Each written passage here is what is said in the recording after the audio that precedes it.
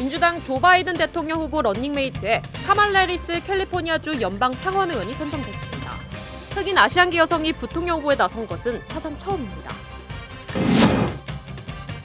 LA 한인타운이 포함되는 제10지구 시의원 선거를 앞두고 그레이스 유 후보가 선전을 이어가고 있습니다. 유력한 정치인인 리들리 토마스 후보를 허용 오차 범위 내에서 추격하고 있다는 설문조사 결과가 나왔습니다. 한인타운 식당가의 야외 영업이 방역수칙을 제대로 지키지 않는다는 지적이 나오고 있습니다. 너무 촘촘한 테이블 간의 간격이 코로나 감염을 부추길 수 있다는 비판이 이어지고 있습니다. 오늘 낮 LA 한인타운 한복판에서는 4인조 무장 떼강도 용의자와 경찰의 추격전이 벌어졌습니다. 다행히 특별한 불상사 없이 용의자들은 모두 체포됐습니다. 한인타운 내 럭셔리 아파트 렌트비가 하락할 조짐이 나타나고 있습니다. 코로나 사태 속에 수요는 감소하고 공급은 크게 증가했습니다. 네, 총으로 무장한 4인조 떼강도가 오늘 낮 LA 한인타운에서 붙잡혔습니다.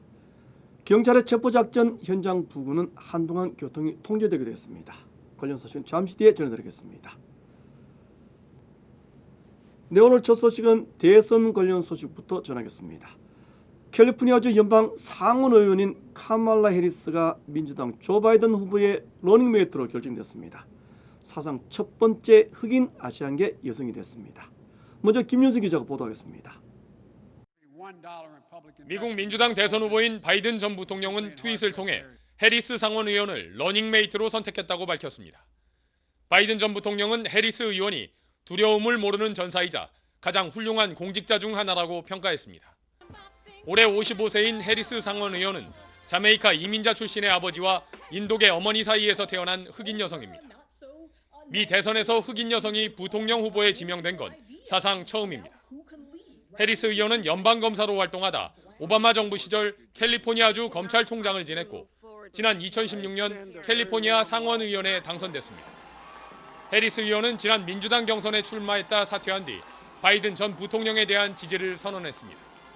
그동안 민주당 부통령 후보로는 해리스 의원과 라이스 전 보좌관 등 흑인 여성들이 유력 후보로 거론되면서 사상 첫 흑인 여성 부통령 후보에 대한 기대감이 이어져 왔습니다. 특히 플로이드 사망 사건 이후 흑인 부통령 후보 발탁에 대한 요구가 당 안팎에서 확산되기도 했습니다. 해리스 의원은 트윗을 통해 부통령 후보로 지명돼 영광이라며 바이든 전 부통령과 함께 미국 국민을 통합시킬 거라고 소감을 밝혔습니다. 바이든 전 부통령과 해리스 의원은 내일 델라웨어주 윌밍턴에서 공동연설을 하며 첫 동반 유세에 나설 예정입니다. 워싱턴에서 SBS 김유수입니다. 네, LA 한인타운이 포함되는 제10지구 시의원 선거 박빙인 것으로 나타났습니다. 그레이스 유 후보와 마크 리들리 토마스 후보가 오차 범위 내에서 접전을 벌이는 것으로 조사됐습니다. 계속해서 전용훈 기자입니다. 그레이스 유 후보 36%, 마크 리들리 토마스 후보 37%. 당장 LA시 10지구 선거가 치러진다면 어느 후보에게 투표할 것인지 물어본 여론조사 결과입니다. 그레이스 유 후보가 1.2%포인트 차이로 오차 범위 내에서 박빙 승부를 펼치고 있습니다. 지난 3월 예선에서는 1위 리들리 토마스 후보와 2위 그레이스 유 후보의 투표율 차이는 약 21%였습니다.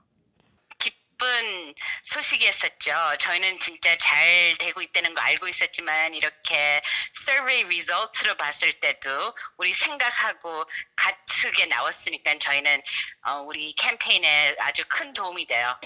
전문가들은 최근 LA 시의회 부패 수사로 기성 정치인들에 대한 유권자들의 실망감은 급증했다고 분석하고 있습니다.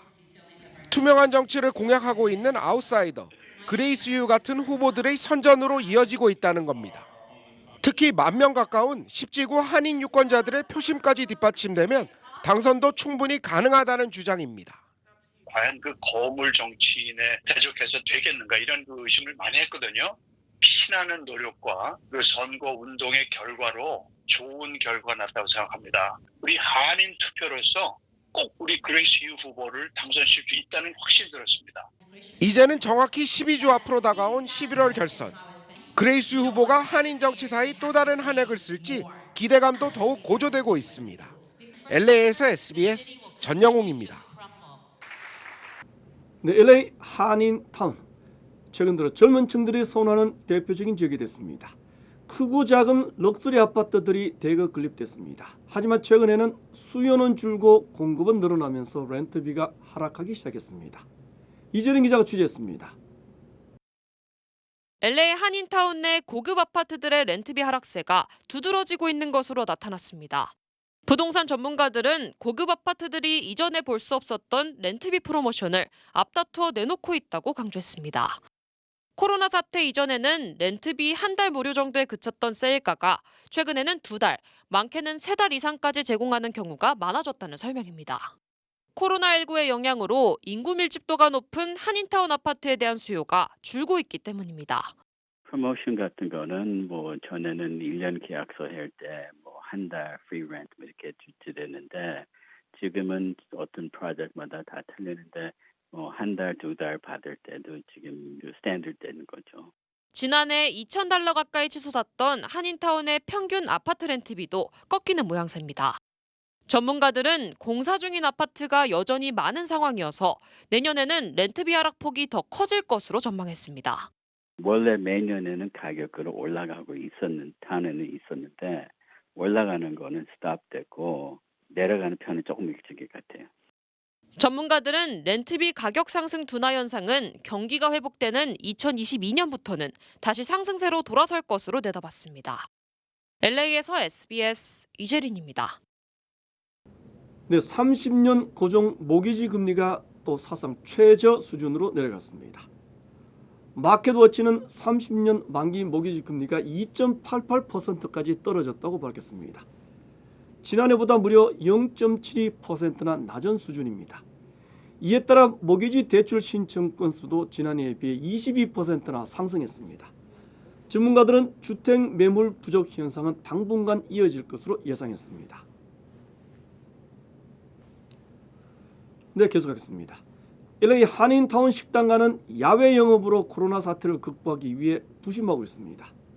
그런데 테이블 간의 간격이 너무 좁아서 코로나 확산이 폭발적으로 나타날 수 있다는 우려가 제기되고 있습니다. 방역 수칙이 제대로 지켜지지 않고 있다는 지적입니다. 이사명 기자가 취재했습니다. 야외 영업을 하고 있는 LA 한인타운의 한 식당입니다. 테이블들이 촘촘히 붙어 있습니다. 사회적 거리두기는 아예 실종됐습니다. 코로나 예방 가이드라인이 전혀 지켜지지 않고 있는 식당입니다. 더구나 인도에서 패티오 영업을 하는 식당들의 문제는 더욱 심각합니다. 제한된 공간 때문에 사회적 거리두기는 사라졌습니다. 그 사람들도 보행할 수 있는 자유가 있는데 먹는 거를 쳐다본다거나 아주 근접거리에서 그럴 때는 좀 불안했지 좀. 일부 업주들은 테이블에 앉는 손님들의 숫자에 제한을 두지 않고 있습니다. 테이블 숫자 넓히기에만 급급한 업주들이 늘어나고 있습니다. 다른 방향을 하고 등만 돌려 있을 뿐이지 거의 그 거리는 근접해 있다고 봐도 과언이 아니죠. 손님들도 사회적 거리두기를 무시하기는 마찬가지입니다. 사회적 거리두기를 무시한 일부 손님들은 술잔을 비롯해 음식까지 공유하고 있습니다. LA 카운티 보건국은 가이드라인을 위반하는 식당들을 대상으로 강력한 단속에 착수했습니다. LA에서 SBS 이사면입니다. 네, LA 카운티 내 누적 코로나 사망자 수 오늘 시점으로 5,000명을 넘어서기 시작했습니다. 하지만 재확산 추세는 감소세를 계속 이어가고 있습니다. 전용훈 기자입니다. LA 카운티의 코로나19 사망자 수가 5,000명을 넘어섰습니다. LA 카운티 보건국은 오늘 사망자가 63명 추가되면서 카운티 내 누적 사망자 수는 5,057명을 기록했다고 밝혔습니다. 지난 3월 첫 사망자를 발표한 이후 5개월 만에 사망자가 5,000명을 넘은 겁니다. 코로나19 상황이 안정세를 찾고 있지만 사망자 증가와 직접 관련된 중환자 비율이 여전히 높다는 것이 보건국의 판단입니다. 오늘 LA 카운티의 1일 확진자 수는 1,440명으로 집계됐습니다. 오렌지 카운티는 오늘 1,051명의 코로나 확진자와 10명의 사망자를 추가했습니다. 오렌지 카운티 보건국은 시스템 문제로 누락된 확진자가 이번 주부터 집계에 포함되면서 숫자가 증가하고 있다고 설명했습니다. LA에서 SBS 전영웅입니다. 네, 코로나에 감염된 어린이 환자 수 최근 들어 급격하게 증가하고 있습니다. 하지만 트럼프 대통령은 가락기를 앞두고 여전히 개학을 압박하고 있습니다. 어린이들은 많이 아프지 않다. 또 잘 걸리지도 않는다. 대통령이 언급한 말입니다. 김종원 특파원이 전하겠습니다. 뉴욕입니다. 미국 소아과학회는 연구 보고서를 통해 미국에서 감염된 어린이 코로나19 환자의 절반 가까이가 최근 4주 사이에 나왔다고 밝혔습니다. 38만 명이 넘는 어린이 코로나19 환자들 가운데 18만 명 정도가 한 달 새 나왔다는 것으로 그 전 4주에 비해 90%나 급증했다고 지적했습니다. 가을 새학기 개학을 앞두고 어린이 코로나 감염 사례가 폭증했다는 겁니다.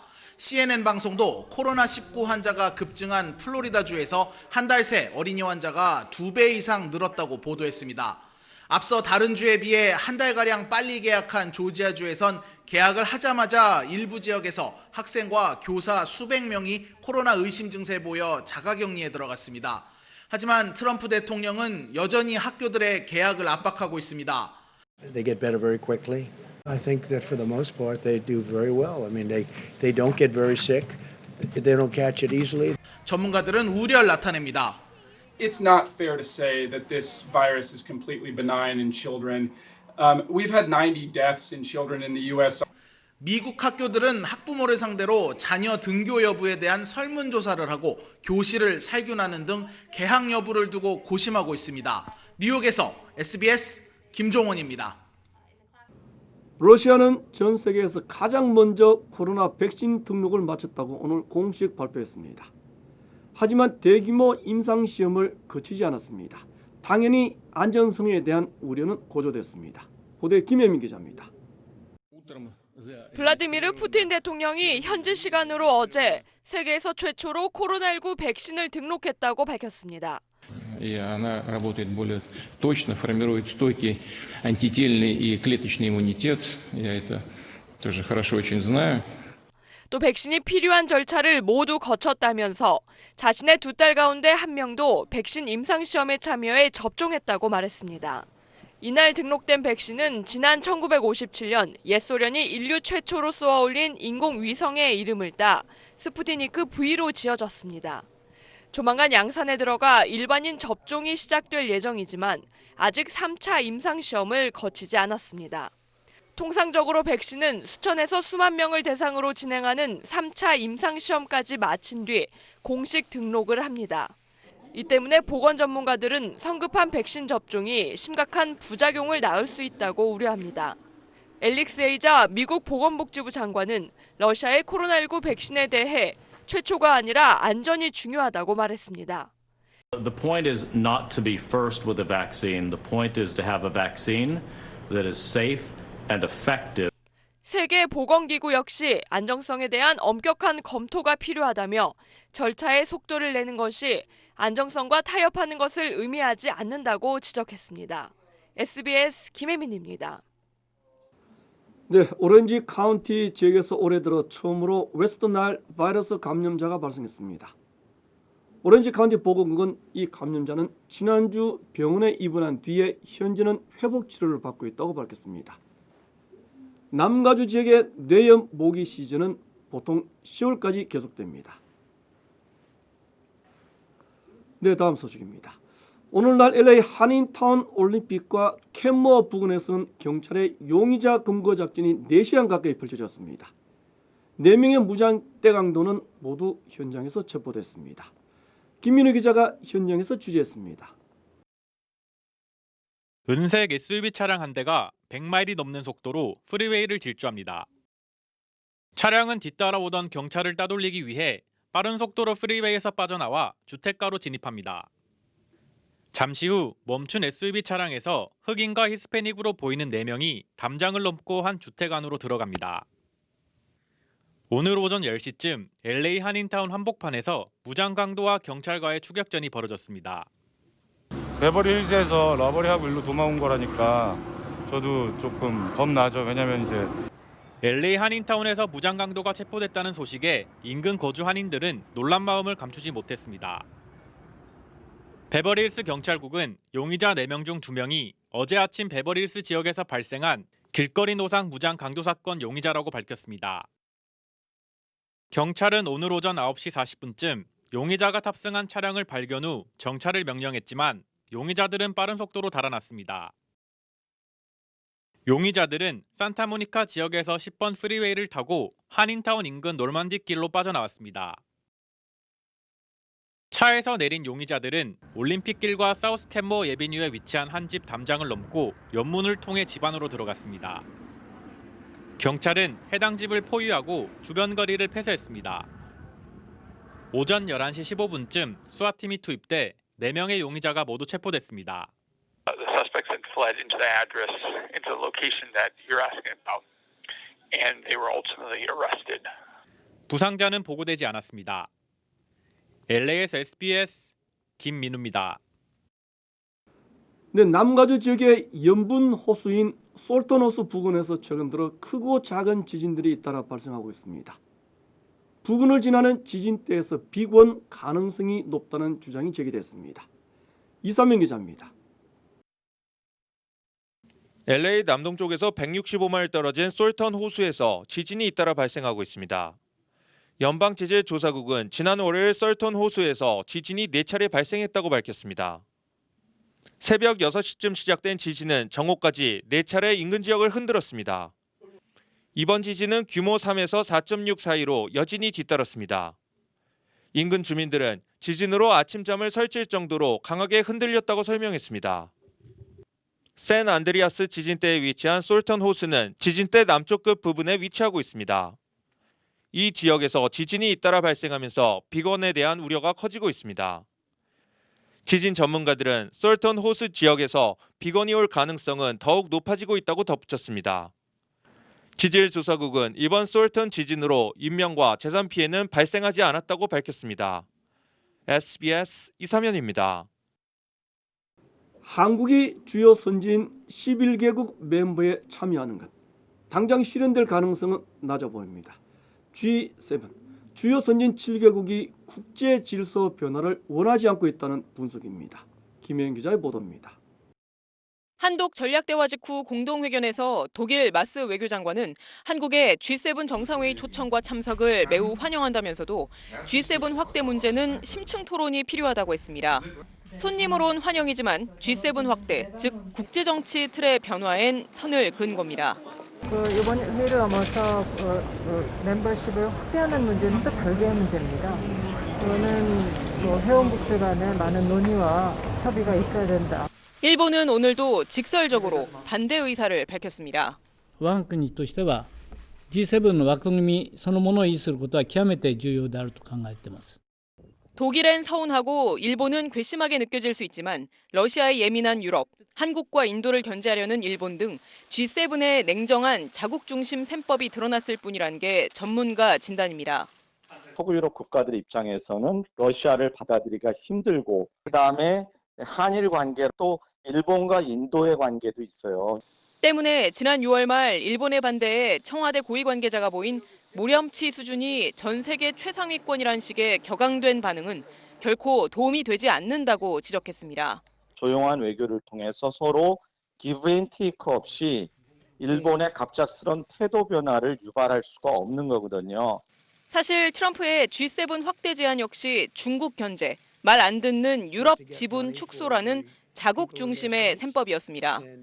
트럼프 대통령이 올해 G7 회의를 11월 미 대선 이후로 미루겠다고 한 만큼 연말까지 정부의 조용하지만 실속 있는 외교력이 필요해졌습니다. SBS 김혜영입니다. 네, 다윗과 골리앗 싸움이다. 상대가 되지 못할 것이다. 이런 평가 얼마 전까지 많았습니다. 하지만 이제는 완전히 달라졌습니다. 선거 자금 모금에서부터 예상을 뛰어넘었습니다. 설문조사에서도 박빙의 대결인 것으로 나타났습니다. LA 한인타운이 포함되는 제10지구 시의원 선거. 그래서 유 후보의 선전이 예상 외의 돌풍입니다. 이제는 태풍으로 번지고 있습니다. 로컬의 유력한 정치인인 마크 리들리 토마스 후보와 허용호 법무위원회에서 접전을 펼치고 있습니다. 시의회 뇌물 사건이 확대되면서 그래서 유 후보의 신선함이 큰 주목을 받기 시작했습니다. 신예인 그래서 유 후보의 자신감과 과감한 도전, 이변이 아닙니다. 새로운 정치에 대한 유권자들의 갈망일 것입니다. 이 말씀 마치겠습니다. 고맙습니다.